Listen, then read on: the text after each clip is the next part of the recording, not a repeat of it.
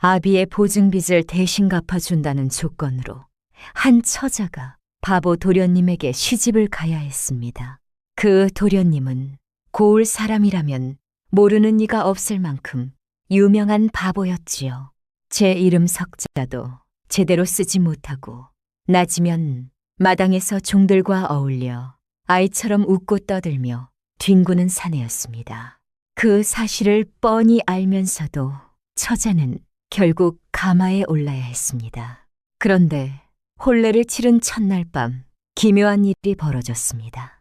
옆방에서 잠든 서방님의 입에서 사서 삼경이 막힘없이 흘러나오기 시작한 것입니다. 한 구절도 더듬지 않고 이어지는 경전암송은 한양의 이름난 학자라 해도 쉽게 따라하기 어려울 만큼 또렷하고 깊었습니다. 낮에는 제 이름조차 제대로 쓰지 못하는 바보가 어찌하여 잠결에는 경전을 줄줄 읊어내는 것일까요? 그 바보 서방님의 낮과 밤 사이에는 과연 어떤 사연이 숨겨져 있었던 것일까요? 그 기묘한 혼사가 있기 몇 해 전의 일이었습니다. 충청도 어느 고을 변두리에 류진사라는 선비가 살고 있었습니다. 집이라 해봐야 담장한 귀퉁이가 무너진 초가 세 칸뿐이요. 마당 한켠에 서 있는 대추나무 한 그루만이 그나마 양반집 채통을 겨우 지탱해주고 있었습니다. 류진사는 젊은 날 과거의 뜻을 두었으나 번번이 낙방하였고 아내마저 딸 하나를 남기고 일찍 세상을 떠났습니다. 남은 것은 서책 수백 권과 외동딸 소연뿐이었습니다. 소연이는 어릴 적부터 아비의 서재에 드나들며 글을 익혔고 14살 무렵에는 논어와 맹자를 줄줄 외우는 재주를 갖추고 있었습니다. 그러나 아비가 과거의 뜻을 접은 뒤로는 학문을 가르칠 여력도 없었고 소연이 역시 부엌 일과 바느질로 하루를 보내야 했습니다. 뒤뜰 대추나무에 까치가 울면 아침이 오고 뒷산에 해가 걸리면 저녁이 오는 그런 일상이 몇 해째 이어지고 있었습니다. 허나 류진사에게는 딸에게 차마 말하지 못한 사정이 하나 있었습니다. 수해 전 고을에서 오랜 지인이 객주에게 큰 돈을 빌릴 때 보증을 서준 것이 화근이었습니다. 지인은 빚을 갚지 못한 채 야반 도주하였고 남은 빚은 고스란히 류진사 앞에 쌓였습니다. 넉넉한 살림도 아닌데다 이자가 눈덩이처럼 불어나 이제는 집과 땅까지 저당 잡힌 상태였습니다. 남을 믿었던 것이 죄였습니다. 착한 마음이 일가를 기울게 한 셈이었습니다. 그 빚이 은자 3,000냥이었습니다. 평생을 모아도 갚을 수 없는 돈이었습니다. 밤마다 류진사는 등잔 앞에 홀로 앉아 저당 문서를 펼쳐놓고 한숨을 내쉬곤 했습니다. 딸의 혼사조차 마련할 수 없다는 사실이 가슴을 짓눌렀으나 입 밖으로 꺼낼 수는 없었습니다. 그날도 그랬습니다. 가을 문턱에 선 어느 저녁, 소연이가 아비의 저녁상을 들고 서재로 들어섰을 때였습니다. 류진사의 앞에는 서책이 아닌 두꺼운 서류 묶음이 놓여 있었습니다. 아비의 얼굴이 창백했습니다. 그 모습을 본 소연이가 무릎을 꿇고 앉았고 류진사는 이윽고 입을 열었습니다. 목소리가 낮고 떨렸습니다. 소연아, 아비가 큰 죄를 지었다. 그리고 이어진 말은 소연이의 세상을 뒤흔들기에 충분했습니다. 빚이 은자 3,000냥이라는 것, 집과 땅은 이미 남의 것이나 다름없다는 것, 그리고 빚을 갚지 못하면 관에 끌려갈 수도 있다는 것이었습니다. 소연이는 한동안 아무 말도 할 수 없었습니다. 다만 저당 문서 위에 번진 먹 얼룩 하나가 눈에 들어왔습니다. 아비가 문서를 집어들다 손이 떨려 붓을 쏟은 자국이었습니다. 소연이는 그 먹 얼룩을 한참 바라보았습니다. 이웃의 보증을 서준 것도 그 이유가 딸의 혼수미천을 마련하기 위해서였다는 것도 그날 밤 비로소 알게 되었습니다. 그 무렵 고을에 사는 늙은 유모가 류진사의 집을 찾아온 적이 있었습니다. 소연이가 어릴 때 젖을 물렸던 유모 복덕이었습니다. 복덕은 소연이의 이마를 쓸어내리며 나직이 말했습니다. 사람의 정신은 불에 타도 마음에 새긴 것만은 남는 법이란다. 별뜻 없이 흘린 말 같았습니다. 소연이는 무슨 뜻인지 헤아리지 못했습니다. 유모는 그 말을 남기고 돌아갔고 소연이는 곧 그 말을 잊었습니다. 허나 훗날 이 한마디가 소연이의 삶 전체를 관통하는 말이 되리라는 것을 그때는 알 도리가 없었습니다. 류진사의 딸 소연은 20살이 되던 해까지도 혼사를 치르지 못하고 있었습니다. 빚 때문이었습니다.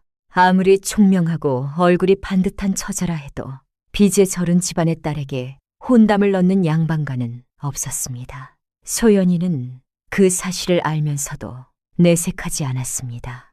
새벽이면 우물에서 물을 길어오고 낮에는 쇠바느질로 푼돈을 벌고 밤이면 아비가 남겨둔 서책을 등잔 밑에서 읽는 것이 소연이의 하루였습니다. 그 가운데서도 소연이는 남몰래 아비의 저당 문서를 들춰보곤 했습니다. 얼마나 갚았고 얼마가 남았으며 이자는 또 얼마나 불었는지를 서책 읽듯 살폈습니다. 한탄 대신 셈을 하는 것이 소연이가 스스로를 지키는 방법이었습니다. 소연이에게는 한 가지 재주가 더 있었습니다. 서책을 한 번 읽으면 그 내용을 고스란히 기억하는 힘이었습니다. 아비의 서재에 있던 논어와 맹자는 물론 시전과 서전, 심지어 주역의 괴사까지 한 번 눈으로 훑으면 입으로 줄줄 외울 수 있었습니다. 허나 여자의 몸으로 과거에 나아갈 수 없는 세상이었기에 이 재주는 아무에게도 쓸모없는 것이었습니다. 소연이는 가끔 서재에 홀로 앉아 글을 읽다가 문득 생각하곤 했습니다. 만약 사내로 태어났더라면 아비의 빚 정도는 넉넉히 갚고도 남았을 것이라고 말입니다. 허나 그것은 바람일 뿐이었고 현실은 맷바느질 붓이 한 달에 단량에 불과하다는 것이었습니다. 그러던 어느 날 류진사의 집 앞에 가마 한 채가 멈추었습니다. 이웃 마을에서도 본 적 없는 번듯한 사인교였습니다. 가마 뒤로 하인 셋이 따라왔고 대문 앞에 선 사내는 정의품 당상관의 관복을 입고 있었습니다. 류진사가 헐레벌떡 마당으로 나왔습니다. 고개를 숙이며 맞이하는 류진사의 등 뒤로 소연이가 부엌 문틈 사이에서 밖을 내다보고 있었습니다. 그 사내가 바로 한양서 이름 높은 박판서였습니다. 이조 판서를 지낸 박가의 가장이자 내로라 하는 명문 거족의 어른이었습니다. 소연이는 그런 분이 왜 이 허름한 집에 왔는지 짐작할 수 없었습니다. 안채에서 두 사람의 이야기가 시작되었습니다. 소연이는 차를 내가면서 귀를 기울였고 오가는 말을 들으며 점점 얼굴이 굳어졌습니다. 박 판서의 제안은 이러했습니다. 자신의 외아들에게 소연이를 시집 보내주면 류진사의 빚은 자 3,000냥을 모두 갚아주겠다는 것이었습니다. 류진사는 아무 말도 하지 못했습니다. 박 판서는 차분하되 단호한 목소리로 말을 이었습니다. 있어, 썬난 물론 강제는 아니요. 다만 현실을 보면 다른 길이 보이지 않소. 그리고 이어진 한마디가 소연이의 가슴에 박혔습니다. 우리 세은이는 좀 특별한 아이요. 넓은 마음으로 받아주시기를 바라오. 특별하다는 말이 무슨 뜻인지 그때는 알 수 없었습니다. 박 판서가 돌아간 뒤 류진사는 딸을 바라보았습니다. 그 눈에는 미안함과 절망이 함께 서려 있었습니다. 소연이는 한참을 가만히 앉아 있었습니다. 저당 문서 위에 번진 먹 얼룩이 다시 눈앞에 떠올랐습니다. 남을 믿었다가 일가를 기울게 한 아비, 그 빚을 갚으려 딸에게 혼담조차 꺼내지 못했던 아비의 손이 보였습니다. 소연이는 이윽고 입을 열었습니다. 시집 가겠습니다. 아버지, 자신의 목소리가 생각보다 담담하게 나와서 소연이 스스로도 놀랐습니다. 류진사는 고개를 떨구었고 한동안 아무 말도 하지 못했습니다. 그날 밤 소연이는 서재에 홀로 앉아 오래도록 등잔불을 바라보았습니다. 바보 도련님이라는 말이 마을에 떠도는 소문으로 이미 귀에 들어와 있었습니다. 박가의 외아들이 불이 난 뒤로 정신을 잃어 아이가 되었다는 이야기였습니다. 사람들은 수군거렸습니다. 아무리 빚이 깊다 해도 멀쩡한 처자를 바보에게 보내느냐고. 허나 소연이는 그런 말에 흔들리지 않았습니다. 흔들릴 여유가 없었기 때문입니다. 혼례는 한 달 뒤에 치러졌습니다. 작은 예식이었습니다. 신랑 쪽에서는 박판서와 몇몇 친지가, 신부 쪽에서는 아비 류진사와 유모 복덕만이 참석했습니다. 소연이가 처음 박세윤을 본 것은 바로 그날이었습니다. 키가 훤칠하고 이목구비가 반듯한 사내였습니다. 허나 눈을 마주치는 순간 소연이는 알 수 있었습니다. 그 눈이 어린아이의 눈이라는 것을 말입니다. 박세윤은 해맑게 웃으며 소연이에게 다가왔습니다. 그러더니 소매 속에서 말린 대추 몇 알을 꺼내 두 손으로 내밀었습니다. 누이, 이거 드세요. 마당에서 딴 거예요. 저는 박세윤이에요. 오늘부터 누이의 서방이래요. 서른을 앞둔 사내가 소연이에게 누이라 부르고 대추를 내밀며 새 친구를 사귀는 아이처럼 웃는 모습이었습니다. 소연이는 그 순간 가슴이 먹먹해지는 것을 느꼈습니다. 분명 같은 또래의 사내인데 눈 속에 담긴 것은 세상 물정을 모르는 순진함뿐이었습니다. 소연이는 대추를 받아주며 고개를 숙여 인사를 받았고 이 사람이 앞으로 자신의 남편이라는 사실을 천천히 받아들여야 했습니다. 혼례가 끝나고 박가의 대문을 들어섰을 때 소연이는 숨이 막힐 뻔했습니다. 기와가 겹겹이 얹힌 대문채를 지나면 행랑채와 사랑채와 안채가 넓은 마당을 사이에 두고 질서 정연하게 늘어서 있었습니다. 자신이 살던 허름한 초가와는 비교할 수조차 없는 규모였습니다. 박세윤은 소연이의 손을 잡고 안채로 안내했습니다. 방은 넓고 깨끗했으며 못이 이불과 나전 화장대가 놓여 있었습니다. 누이, 여기가 누이 방이래요. 저는 옆방에서 자요. 아버지가 그러라고 하셨어요. 소연이는 안도했습니다. 저녁 수라는 박판서와 함께 했습니다. 박판서는 과묵하되 따뜻한 눈으로 소연이를 바라보았고 박세윤은 연신 밥만 먹으며 가끔 소연이를 보고 방긋 웃었습니다. 첫날 밤 소연이는 낯선 방에 누워 잠을 청했습니다.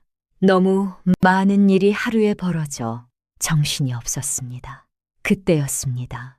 그때 문 밖에서 사뿐한 발소리가 들리더니 문을 두드리는 소리가 났습니다. 누이, 저예요. 박세윤의 목소리였습니다. 소연이는 저고리를 여미고 문을 열었습니다. 헌데 문 앞에 선 박세윤의 얼굴이 낮과 사뭇 달랐습니다. 해맑던 눈빛이 가라앉고 그 아래에서 알 수 없는 깊은 빛이 서려 나오고 있었습니다. 소연이는 등골이 서늘해지는 것을 느꼈습니다. 박세윤이 방 안으로 들어와 문을 조용히 닫더니 소연이를 가만히 바라보았습니다. 낮과는 판이하게 다른 눈이었습니다. 순진함 대신 무언가를 꿰뚫어보는 듯한 날카로움이 서려 있었습니다. 소연이의 심장이 빠르게 뛰기 시작했습니다. 이제부터 진짜 시작이요. 목소리마저 달랐습니다. 낮에 들었던 어린아이 같은 말투가 아니라 낯직하고 무게가 실린 목소리였습니다. 소연이가 그 뜻을 묻기도 전에 박세윤은 그 말만 남기고 방을 나갔습니다. 문이 닫히는 소리가 고요한 밤에 유난히 크게 울렸습니다. 소연이는 침상에 앉아 방금 일어난 일을 되짚어 보았습니다. 분명 같은 사람인데 낮과 밤의 모습이 마치 다른 사람 같았습니다.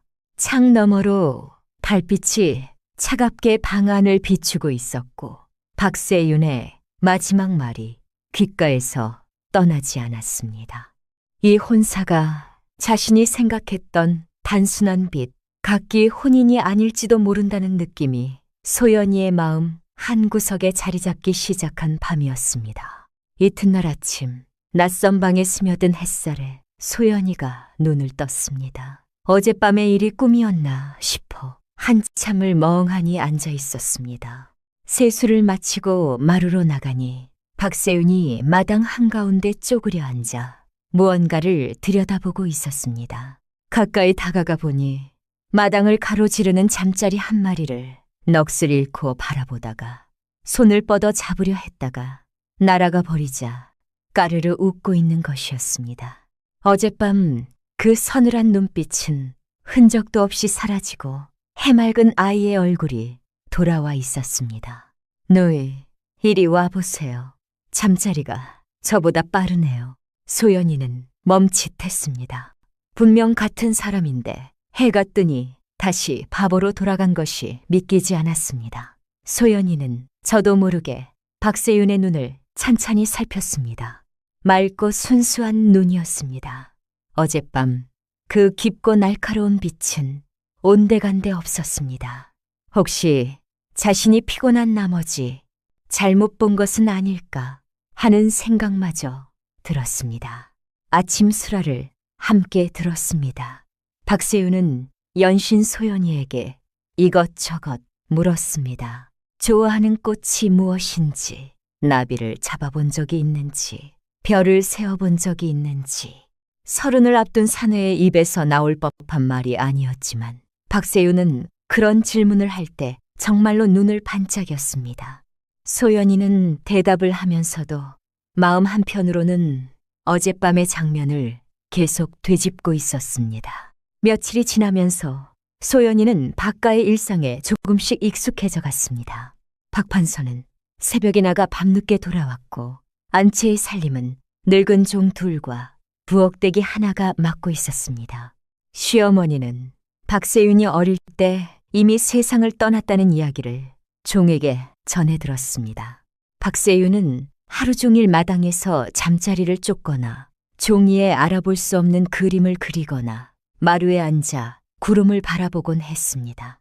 글이라고는 자기 이름 석자도 제대로 쓰지 못했고 숟가락질도 서투른 편이었습니다.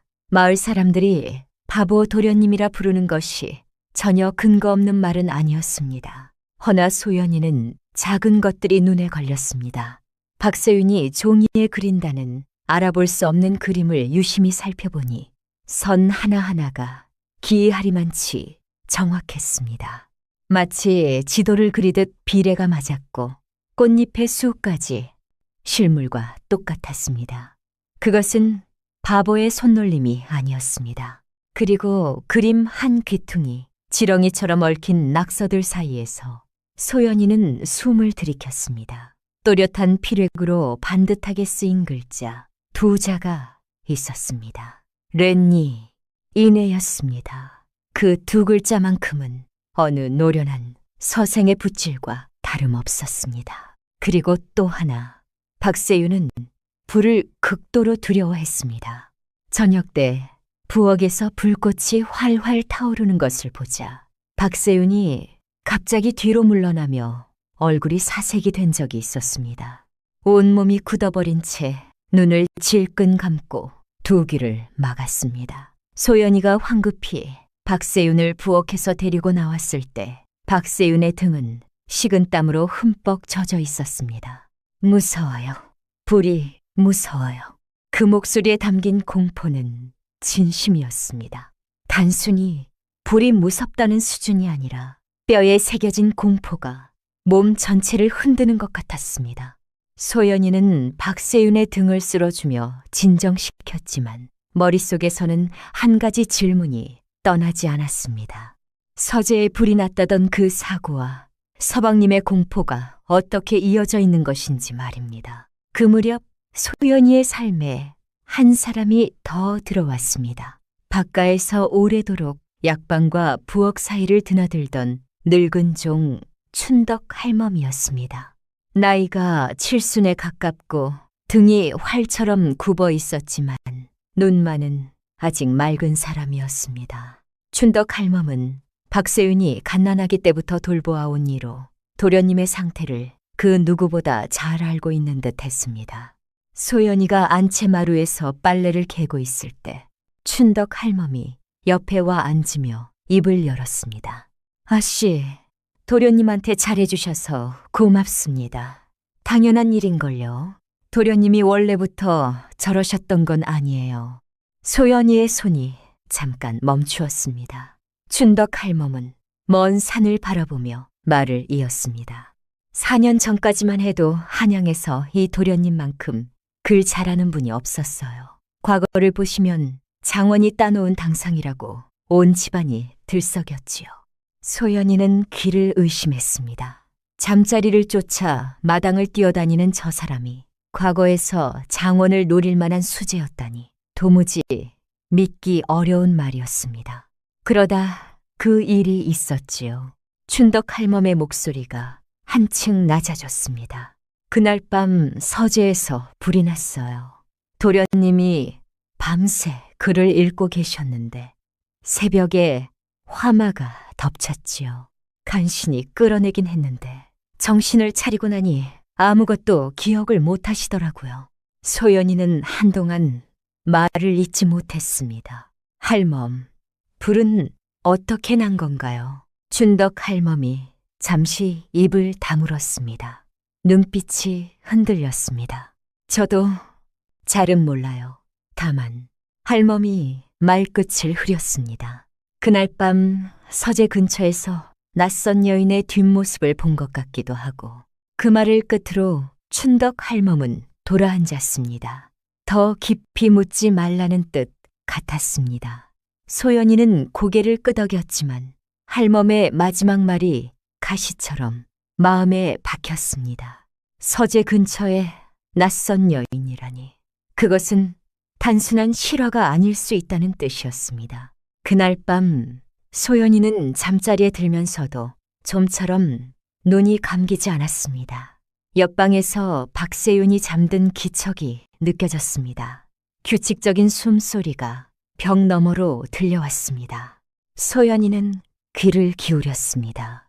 한참이 지났을 무렵 박세윤의 입에서 가느다란 중얼거림이 흘러나오기 시작했습니다. 처음에는 잠꼬대려니 했습니다. 헌데 자세히 들어보니 잠꼬대가 아니었습니다. 하계 시습지, 불영녀로 소연이는 벌떡 일어나 앉았습니다. 논어하기 편의 첫 구절이었습니다. 박세윤의 목소리는 낮과 전혀 달랐습니다.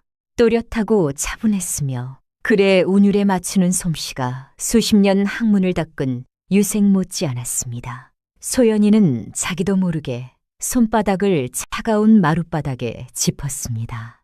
바닥의 냉기가 손끝을 통해 몸 안으로 파고드는 것을 느끼며 그 자리에서 꼼짝도 할 수 없었습니다. 인부지불론 불역군자호. 이어서 다음 구절이 막힘없이 흘러나왔습니다. 소연이는 숨을 죽이고 벽에 귀를 댔습니다. 박세윤의 읍조림은 논어에서 그치지 않았습니다. 대학지도, 제명덕, 제친민, 제지어지선, 대학의 삼강령이 이어졌고 그 뒤로는 중용의 핵심 구절까지 줄줄이 나왔습니다. 자고 하나 틀림이 없었습니다. 소연이는 아비의 서재에서 이 책들을 직접 읽었기에 박세윤의 암송이 얼마나 정확한지를 단번에 알아들을 수 있었습니다.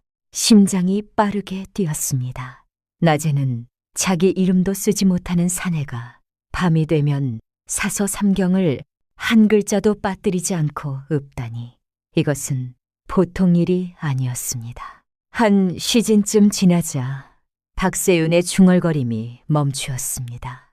다시 규칙적인 숨소리만 남았습니다. 소연이는 차가운 마룻바닥에 손을 짚은 채로 오래도록 그 자리에 앉아 있었습니다. 달빛이 창호지 너머로 비스듬히 들어와 방 안의 희미한 그림자를 들이우고 있었습니다.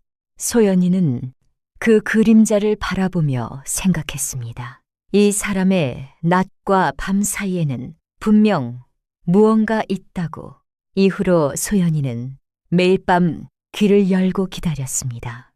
박세윤은 밤마다 잠꼬대로 사서 삼경을 읊었습니다. 어떤 밤에는 논어, 어떤 밤에는 맹자, 또 어떤 밤에는 시경의 구절이 흘러나왔습니다. 소연이는 그것을 받아 적기 시작했습니다. 조각조각 이어 붙이니 한편의 책문이 되었고 그 수준은 소연이가 보기에도 범상치 않았습니다. 이것은 단순히 암기한 것이 아니었습니다. 꿰뚫어 이해한 사람의 말이었습니다. 그 무렵 바깥에는 박판서의 후처인 시어머니가 있었습니다. 집안에서 입지가 좁았던 시어머니는 바깥에서 찾아오는 손님들을 유난히 반갑게 맞이하곤 했습니다. 그 가운데 한 사람이 눈에 띄었습니다. 이웃 고을 정참판가의 딸이라는 정소희였습니다. 정소희가 처음 박가를 찾아온 날, 소연이는 안채마루에서 그 모습을 보았습니다. 멀리서 보아도 눈에 띄는 미인이었습니다. 댕기 매무새도 옷고름도 흠 하나 없이 단정했고 걸음걸이에 기품이 흘렀습니다. 허나 소연이의 눈에 먼저 들어온 것은 다른 것이었습니다. 정소희가 앞마당으로 들어서면서 딱 한 번 서재 쪽으로 눈길을 던진 것이었습니다. 아무도 보지 않는다고 생각했겠지만 소연이는 보았습니다. 정소희는 시어머니와 함께 차를 마시며 오래 이야기를 나누었습니다. 목소리는 부드러웠고 웃음은 아름다웠습니다. 소연이는 차를 내가면서도 무언가 마음에 걸리는 것이 있었습니다. 무엇인지 정확히 꼬집어 말할 수는 없었지만 느낌은 분명했습니다. 이 여인은 이 집의 단순한 손님이 아니라는 것을 말입니다. 정소희가 돌아간 뒤 소연이는 박세윤의 방 앞을 지나다가 걸음을 멈추었습니다. 방 안에서 부스럭거리는 소리가 났습니다. 문을 살짝 열어보니 박세윤이 반다지 속 무언가를 꺼내 뚫어지게 들여다보고 있었습니다. 소연이가 들어서자 박세윤은 황급히 그것을 감추었습니다. 뭘 보고 계셨어요? 아무것도 아니에요. 누이한테 보여줄 수 없어요. 목소리는 낮의 바보 말투였지만 손이 물건을 감추는 동작은 본능적으로 빨랐습니다. 소연이는 그냥 물러났습니다. 허나 그 물건이 무엇인지 마음에 걸렸습니다. 며칠 뒤 박세윤이 마당에서 잠자리를 쫓느라 방을 비운 사이 소연이는 박세윤의 반다지 서랍을 열었습니다. 그 안에는 낡은 시문 묶음이 하나 있었습니다. 박세윤이 예전에 썼던 글들이었습니다. 소연이가 한 장 한 장 펼쳐보았습니다. 필체는 단정하고 내용은 깊었습니다. 마지막 장에는 과거 시험에 낼 책문의 초고가 적혀 있었습니다. 소연이는 감탄을 삼켰습니다. 이 글을 쓴 사람과 마당에서 잠자리를 쫓는 그 사람이 같은 사람이라는 사실이 아직도 믿기지 않았습니다. 그리고 서랍 깊숙이 반으로 쪼개진 쌍가락지가 하나 있었습니다. 은빛이 은은한 가락지였는데 봉황 문양의 반쪽만 새겨져 있었습니다. 합쳐야만 온전한 봉황이 되는 가락지였습니다. 소연이는 그것을 잠시 손에 얹어보았다가 제자리에 내려놓았습니다. 그 무렵 바깥에서 이상한 일이 벌어지기 시작했습니다. 안채에 두었던 박세윤 도련님의 예전 서책이 사라진 것이었습니다. 처음에는 누군가 잘못 치워놓은 줄 알았으나 박세윤이 아끼던 요품이 하나씩 없어지는 것을 보며 소연이는 예사롭지 않다고 느꼈습니다. 도둑이라면 비단이나 폐물을 가져갈 텐데 낡은 서책과 시문 묶음을 가져갔다는 것은 다른 이유가 있다는 뜻이었습니다. 그리고 어느 날 시어머니가 소연이를 불러앉혔습니다. 목소리가 어색하리만치 부드러웠습니다. 얘야, 요 며칠 들으니 네가 세윤이 방을 무단으로 드나든다더구나. 소연이는 태연히 대답했습니다. 서방님의 건강이 염려되어 살폈을 뿐입니다. 시어머니는 잠시 침묵했습니다. 그러더니 나직이 말했습니다. 앞으로는 그러지 마라. 박세윤의 옛 물건에 함부로 손대지도 마라. 소연이는 그 말에서 어떤 경고를 들었습니다. 시어머니와 정소희가 연결되어 있다는 느낌이 더 강해졌습니다. 그로부터 얼마 지나지 않아 결정적인 일이 벌어졌습니다. 소연이가 입덧이 심해 누워있던 날, 박세윤의 반다지 안에서 무언가를 확인하던 소연이는 뜻밖의 것을 발견했습니다. 반다지 뒤쪽 틈새에 끼워진 비녀 하나였습니다. 소연이의 것이 아니었습니다. 서랍 안에 그것이 있어야 할 이유가 없었습니다. 소연이는 그 비녀를 들고 골똘히 생각했습니다. 그러다 문득 기억을 더듬었습니다. 정소희가 처음 박가를 찾아온 날, 그녀의 머리에서 반짝였던 비녀의 빛깔이었습니다. 두 발짝 물러나 보이지 않는 연결고리를 꿰었습니다. 정소희가 이것을 박세윤의 방에 숨겨두었다면 이것은 무고를 꾸미기 위한 것이었습니다. 그 예상은 곧 현실이 되었습니다.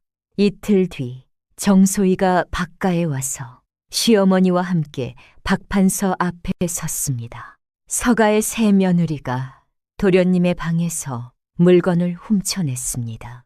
비녀를 증거로 내밀었습니다. 소연이의 방에서 발견되었다고 했습니다. 하인 하나가 증인으로 세워졌습니다. 소연이는 자신이 그 비녀를 발견한 날을 정확히 기억했습니다. 발견하자마자 제자리에 돌려놓은 것이었습니다. 헌데 이제 그것이 소연이의 방에서 나왔다고 했습니다. 누군가 그것을 옮겨놓았다는 뜻이었습니다. 고을의 소문은 빠르게 번졌습니다. 빚쟁이 집안의 딸이 대감댁 물건을 훔쳤다는 이야기가 장터에까지 퍼졌습니다. 소연이의 얼굴로 문을 나설 수가 없었습니다. 박판서는 정소희 측의 말을 쉬이 믿지 않았으나 증거와 증인이 있으니 어찌할 수가 없었습니다. 그날 밤 소연이는 홀로 앉아 생각을 가다듬었습니다. 눈물은 그쳤고 대신 차분한 결기가 서려 있었습니다. 소연이에게 남은 무기는 하나뿐이었습니다. 박세윤이 밤마다 잠꼬대로 읊은 것을 받아 적은 기록, 그리고 반다지 서랍에서 발견한 낡은 시문 묶음. 박세윤이 과거에 천재적인 수재였다는 증거가 그 안에 있었습니다. 정소희가 두려워하는 것은 박세윤의 기억이 돌아오는 것이었습니다. 기억이 돌아오면 방화의 진실이 드러나고 진실이 드러나면 정소희의 죄가 밝혀지기 때문입니다. 그렇다면 소연이가 해야 할 일은 분명했습니다. 박세윤의 기억을 되살리는 것이었습니다. 이튿날 새벽, 소연이는 아무도 모르게 밖가를 빠져나갔습니다. 인부의 몸으로 무리인 줄 알았지만 가만히 앉아서 무너지느니 움직이다 쓰러지는 편이 나았습니다. 소연이가 찾아간 곳은 밖가에서 쫓겨난 춘덕 할멈의 거처였습니다. 마을 끝 허름한 움막에서 할멈이 살고 있었습니다. 이 몸으로 어쩌자고 여길. 춘덕 할멈이 놀라 소연이를 부축했습니다. 소연이는 숨을 고르며 물었습니다. 할멈, 4년 전 서재가 탄 뒤에 남은 것이 있나요? 불에 탄 서책이라든지 서재 안에 있던 물건이라든지요. 춘덕 할멈이 한참을 생각하더니 고개를 끄덕였습니다. 서재 잿더미를 치울 때 제가 몰래 챙겨둔 것이 하나 있어요. 다 탔지만 겉은 남은 서책이었는데 차마 버릴 수가 없어서요. 도련님이 가장 아끼시던 책이었거든요. 할멈이 움막 구석에서 꺼낸 것은 반쯤 그을린 서책 한 권이었습니다. 표지는 까맣게 타 알아볼 수 없었으나 안쪽 면은 기적처럼 살아있었습니다. 소연이가 조심스럽게 펼쳐보니 박세윤의 필체가 빼곡히 적혀 있었습니다. 과거 시험에 낼 책문의 초고였습니다. 그런데 마지막 장을 넘기는 순간 소연이의 심장이 멈추는 듯 했습니다. 책 사이에 끼워져 있던 종이 한 장이 떨어졌기 때문입니다. 그 종이에는 박세윤의 필체로 이렇게 적혀 있었습니다. 소희가 서재에 불을 놓은 것을 내 두 눈으로 보았다. 나를 죽이려 한 것이 아니라 내 그를 태우려 한 것이다. 내가 과거에 급제하면 박가와 정가의 혼맥이 깨질 것을 두려워한 까닭이다. 이 글을 쓰는 지금 불길이 번지고 있다. 소연이의 손이 떨렸습니다. 이것은 박세윤이 불길 속에서 마지막으로 남긴 기록이었습니다. 정신을 잃기 직전에 쓴 것이었습니다. 물증이었습니다. 종의 증언으로는 양반의 죄를 물을 수 없었지만 피해자 본인이 직접 쓴 글이라면 이야기가 달랐습니다. 소연이는 그 종이를 품에 깊이 넣었습니다.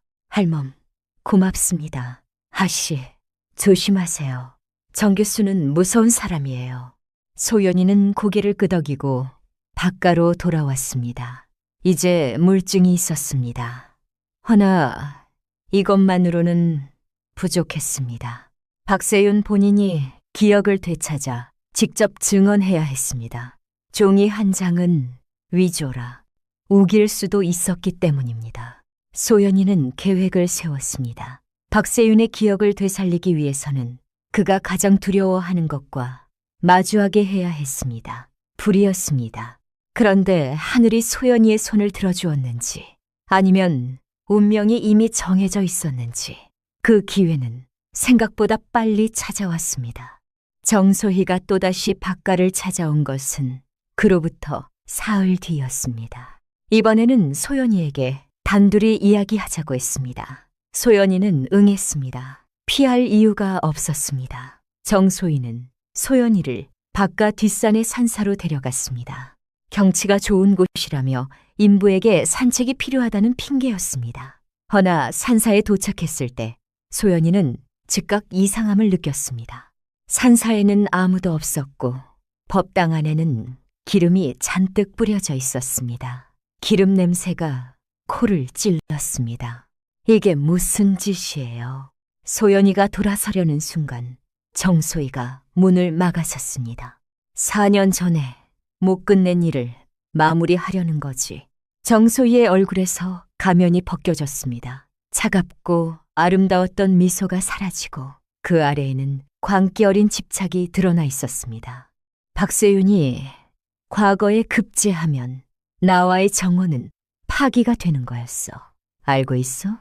박판서가 더 좋은 가문과 혼맥을 맺으려 했거든. 나는 그걸 막아야 했어. 소연이는 뒷걸음쳤습니다. 뱃속에 아이를 지켜야 했습니다. 정소희가 품에서 부싯돌을 꺼냈습니다. 박세윤의 그를 태웠는데도 살아남더니 이번에는 네가 나타났구나. 네가 사라지면 박세윤은 영원히 바보로 살게 될 거야. 소연이는 법당 안을 둘러보았습니다. 뒷문이 있었습니다. 허나 기름이 뿌려진 바닥을 지나야 했습니다. 미끄러지면 인부의 몸으로는 일어나기 어려울 터였습니다. 정소희가 부싯돌을 쳤습니다. 불꽃이 튀었습니다.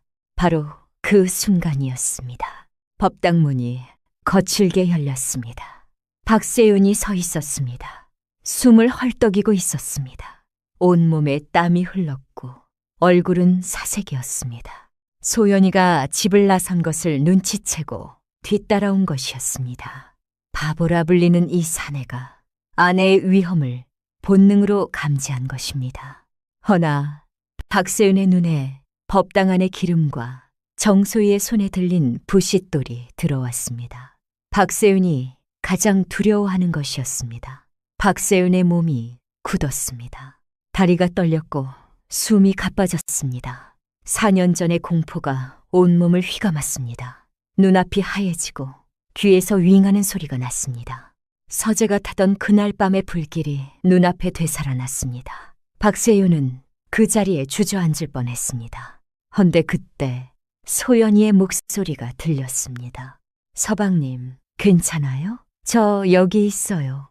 그 목소리가 박세윤의 귀에 꽂혔습니다. 불길 속에서도 공포 속에서도 그 목소리만은 또렷하게 들렸습니다. 박세윤의 눈동자가 흔들렸습니다.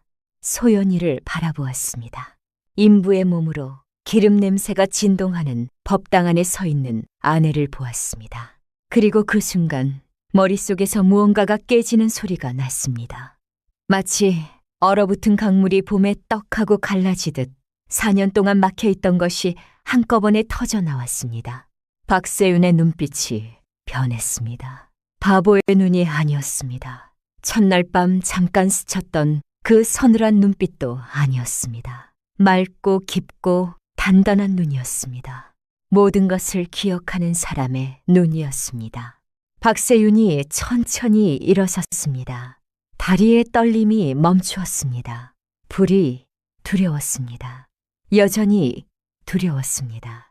허나 소연이와 뱃속의 아이를 지켜야 한다는 것이 공포보다 컸습니다. 소희, 박세윤의 목소리가 달라져 있었습니다. 낮의 바보가 아닌 본래의 박세윤이었습니다. 정소희가 얼어붙었습니다. 4년 전 내 서재에 불을 놓은 것이 네가 한 짓이라는 걸 이제 기억한다. 정소희의 얼굴이 하얗게 질렸습니다. 내가 과거에 급제하면 정혼이 파기될 것이 두려웠지. 그래서 내 글을 태웠고 나는 불길에 정신을 잃었다. 박세윤이 한 발 한 발 다가갔습니다. 기름이 뿌려진 바닥을 망설임 없이 걸었습니다. 정소희가 뒤로 물러났습니다. 부싯돌을 든 손이 떨리고 있었습니다. 그리고 지금 내 집사람과 아이까지 죽이려 했다. 박세윤의 목소리에 분노가 서려 있었지만 흔들림은 없었습니다. 소연이가 박세윤의 등을 바라보았습니다. 넓고 단단한 등이었습니다. 더 이상 바보 서방님의 등이 아니었습니다. 바로 그때 법당 밖에서 사람들의 목소리가 들렸습니다. 박판서와 관아의 포졸들이 도착한 것이었습니다. 소연이가 새벽에 밖가를 나서는 것을 본 하인이 박판서에게 알렸고 박판서가 급히 관아에 알린 것이었습니다. 정소희는 도망치려 했으나 포졸들에게 잡혔습니다. 부싯돌과 기름이 증거였습니다. 그리고 소연이의 품에서 나온 박세윤의 친필 기록이 결정적이었습니다. 박판서가 법당으로 달려왔습니다. 그리고 아들의 얼굴을 보았습니다. 4년 만에 처음 보는 아들의 진짜 눈이었습니다.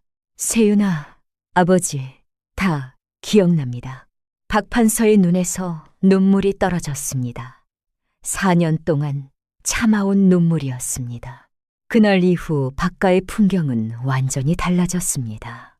박세윤은 더 이상 잠자리를 쫓아 마당을 뛰어다니지 않았습니다. 새벽이면 사랑채에 앉아 서책을 펼쳤고 낮이면 먹을 갈아 글을 썼으며 저녁이면 소연이의 곁에 앉아 하루를 정리하곤 했습니다. 손에 잡히는 것이 잠자리채에서 붓으로 바뀌었고 입에서 나오는 것이 참새 이야기에서 시문으로 바뀌었습니다. 바보 도련님이라 불리던 사내의 자리에 눈빛이 깊고 어깨가 반듯한 선비가 앉아 있었습니다. 4년이라는 세월이 한꺼번에 거친 것이었습니다.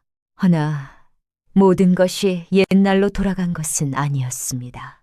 박세윤은 가끔 마당에 앉아 구름을 바라보곤 했습니다. 바보였을 때의 습관이었습니다. 그럴 때면 소연이가 옆에 와 앉았고 박세윤은 아내의 손을 가만히 잡으며 나직이 웃었습니다. 바보였던 시절의 순수함이 완전히 사라진 것은 아니었습니다. 그건 역시 박세윤의 일부였기 때문입니다. 관아의 판결은 빠르게 내려졌습니다. 박세윤의 친필 기록과 산사에서의 현행범 체포가 결정적이었습니다. 정소희는 4년 전 서재 방화와 이번 산사 방화, 미수, 그리고 비녀를 이용한 무고죄까지 3가지 죄목을 한꺼번에 받았습니다. 정참판이 백방으로 손을 쓰려 했으나 증거가 너무 명확했습니다. 정소희는 유배형에 처해졌고 정참판가의 체면은 땅에 떨어졌습니다. 소연이에게 씌워졌던 도둑 누명은 당연히 풀렸습니다. 관아에서 공식적으로 무고임을 밝히는 방이 고을 장터에 붙었습니다. 그것을 본 마을 사람들의 반응은 참으로 간사한 것이었습니다. 손가락질하던 이들이 하루아침에 고개를 숙이며 인사를 건넸습니다. 시어머니 역시 달라졌습니다. 정소희와의 연은 정참판가의 세력에 기대려 한 것이었음이 밝혀졌습니다. 박판서의 후처로서 입지가 좁았던 시어머니는 정가의 힘을 빌려 박가에서의 자리를 굳히려 했던 것입니다. 허나 정소희가 잡히고 나자 시어머니는 한동안 방에 틀어박혀 나오지 않았습니다. 며칠 뒤 소연이를 불러 앉히더니 처음으로 고개를 숙였습니다. 내게 큰 잘못을 했구나. 소연이는 시어머니를 원망하지 않았습니다. 힘없는 여인이 세상에서 살아남기 위해 선택한 길이 그것이었음을 모르지 않았기 때문입니다. 소연이는 조용히 대답했습니다. 이제 한 식구입니다. 어머님, 시어머니의 눈에 눈물이 고였습니다. 박가에 시집온 뒤 처음으로 받아들여지는 순간이었습니다. 준덕 할멈은 박가로 돌아왔습니다. 박판서가 직접 가마를 보내 모셔왔습니다. 할멈이 안채 마루에 올라섰을 때 박세윤이 뛰어와 할멈의 손을 잡았습니다. 할멈, 고생이 많았소. 박세윤의 목소리가 나직하고 따뜻했습니다. 바보였을 때와 다른 목소리였지만 할멈을 향한 마음은 같았습니다. 춘덕 할멈은 도련님의 손을 잡고 한참을 울었습니다. 4년 동안 눈 뜨고 지켜봐야 했던 서러움이 한꺼번에 쏟아져 나온 것이었습니다. 박판서는 아들의 회복 이후 눈에 띄게 기운을 되찾았습니다. 사랑채에서 아들과 마주 앉아 그를 논하는 것이 그의 가장 큰 낙이 되었습니다. 어느 저녁 박판서가 소연이에게 말했습니다. 네가 아니었으면 세윤이는 평생 그 상태로 살았을 것이다. 이 은혜를 어찌 갚아야 할지 모르겠구나. 소연이는 고개를 저었습니다. 빚을 갚아주신 것만으로도 저에게는 과분한 은혜입니다. 그러자 박판서가 품에서 무언가를 꺼냈습니다. 반으로 쪼개진 쌍가락지였습니다. 소연이가 박세윤의 반다지에서 보았던 것과 똑같은 은빛 가락지였으나 봉황 문양의 나머지 반쪽이 새겨져 있었습니다. 박판서가 말했습니다. 이 가락지는 박가의 종부에게 전하는 징표다. 한쪽은 박가의 아들이, 한쪽은 박가의 어른이 보관하다가 진정한 며느리가 들어온 날 합쳐주는 것이 우리 집안의 법이니라. 박판서가 두 반쪽을 합쳤습니다. 봉황 문양이 온전한 한 마리가 되었습니다. 그리고 그것을 소연이의 손에 올려놓았습니다. 이제 네가 이 집의 진짜 며느리이다. 소연이의 눈시울이 뜨거워졌습니다. 빚 때문에 팔려오다시피 한 혼인이었습니다. 바보 서방님의 아내라는 딱지가 붙어있던 자리였습니다. 허나 이제 그 자리에는 다른 이름이 새겨져 있었습니다. 박가의 종부 박세윤의 아내, 이 집안의 사람이라는 이름이었습니다. 세월이 흘러 이듬해 봄, 소연이는 건강한 사내 아이를 낳았습니다. 박가의 대를 이을 아이였습니다. 박세윤은 아이를 처음 안아보고는 한동안 말을 잇지 못했습니다. 눈물이 앞을 가렸기 때문입니다. 바보로 살던 4년의 세월 동안 꿈조차 꾸지 못했던 것이 두 팔 안에 살아 숨쉬고 있었습니다. 박세윤은 아이를 안은 채 소연이의 곁에 앉았습니다. 소연이가 박세윤의 어깨에 머리를 기댔습니다. 서방님, 이제 진짜 식구예요. 소연이의 말에 박세윤이 나직이 웃었습니다. 첫날 밤에 내가 한 말 기억하시오. 이제부터 진짜 시작이라고 하였지요. 그때는 바보였는데 어떻게 그런 말이 나왔는지 나도 모르겠어. 아마 정신은 잃었어도 마음은 알고 있었나, 보. 당신이 진짜 내 사람이 될 거라는 것을. 소연이는 눈물을 훔치며 웃었습니다. 그리고 어릴 적 유모가 했던 말이 다시 떠올랐습니다. 사람의 정신은 불에 타도 마음에 새긴 것만은 남는 법이란다. 정말 그랬습니다. 박세윤의 정신은 불에 탔지만 학문은 잠꼬대로 남았고 사람을 아끼는 마음은 바보의 몸으로도 소연이를 지키려 했습니다. 불이 모든 것을 삼켰어도 마음에 새긴 것만은 끝내 태우지 못했던 것입니다. 그해 가을 박세윤은 과거에 응시했습니다. 4년의 공백이 있었지만 사서 삼경은 밤마다 잠꼬대로 되뇌어온 터라 녹슬지 않았습니다. 오히려 4년 동안의 고통이 글의 깊이를 더했습니다. 소연이는 시험장 밖에서 아이를 안고 기다렸습니다. 박판서도 춘덕 할멈도 류진사도 함께 있었습니다. 해가 뉘엿뉘엿 넘어갈 무렵 박세윤이 시험장을 나왔습니다. 소연이를 보자 바보였을 때의 그 해맑은 웃음이었습니다. 류진사는 사위의 팔을 잡고 눈물을 글썽였습니다. 딸을 비 때문에 보내야 했던 아비의 죄책감이 아직 남아있었기 때문입니다. 박세윤이 장인의 손을 꼭 잡으며 말했습니다. 장인어른은 소연이를 제게 보내주셔서 감사합니다. 아니었으면 저는 평생 어둠 속에 있었을 것입니다. 류진사가 고개를 떨구며 울음을 삼켰습니다. 비 때문에 팔아버리듯 보낸 딸이 한 사람의 삶을 되살렸습니다. 부끄러우면서도 감사한 마음이 범벅이 된 눈물이었습니다. 춘덕 할멈은 바깥마루에 앉아 아이를 돌보며 지나가는 이에게 이런 말을 하곤 했습니다.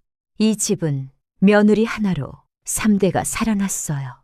해가 바뀌고 봄이 왔습니다. 바깥의 마당에는 대추나무가 연두빛 잎을 틔우고 있었습니다. 소연이가 마루에 앉아 아이에게 젖을 물리고 있었고 박세윤이 사랑채에서 글을 읽는 소리가 바람결에 실려왔습니다. 박판서는 마당을 거닐며 손자의 얼굴을 들여다보곤 웃었습니다. 춘덕 할멈은 부엌에서 미역국을 끓이며 콧노래를 불렀습니다. 4년 전 불에 타버린 서재 자리에는 새 서재가 지어져 있었고 그 안에는 박세윤이 새로 쓴 시문과 책문이 가지런히 쌓여가고 있었습니다. 소연이는 가끔 그 시절을 떠올렸습니다. 저당 문서를 앞에 놓고 떨리는 아비의 손을 보며 시집 가겠다고 말하던 날을, 낯선 방에서 박세윤의 잠꼬대를 처음 들었던 밤을, 기름 냄새가 진동하던 산사에서 박세윤이 불을 이기고 걸어오던 순간을 말입니다. 돌이켜보면 모든 것이 기적 같았습니다. 헌데 기적이란 하늘에서 내려오는 것이 아니라 포기하지 않는 사람의 발밑에서 자라나는 것이었습니다. 옛말에 이르기를 불은 만물을 삼키되 사람의 마음만은 삼키지 못한다 하였습니다.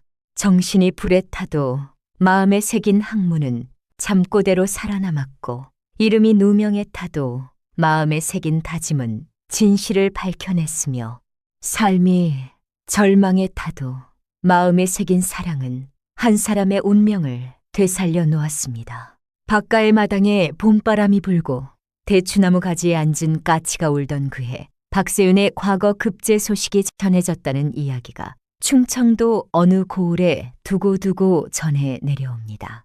오늘 이야기 마음에 깊은 울림이 있으셨는지요? 구독과 좋아요로 소중한 인연이 이어졌으면 합니다. 여러분의 따뜻한 마음에 가슴 뭉클한 사연으로 정성껏 보답하겠습니다. 지금 어느 지역에서 함께하고 계신지 편하게 댓글로 말씀 주시면 감사한 마음 담아 반갑게 인사 올리겠습니다.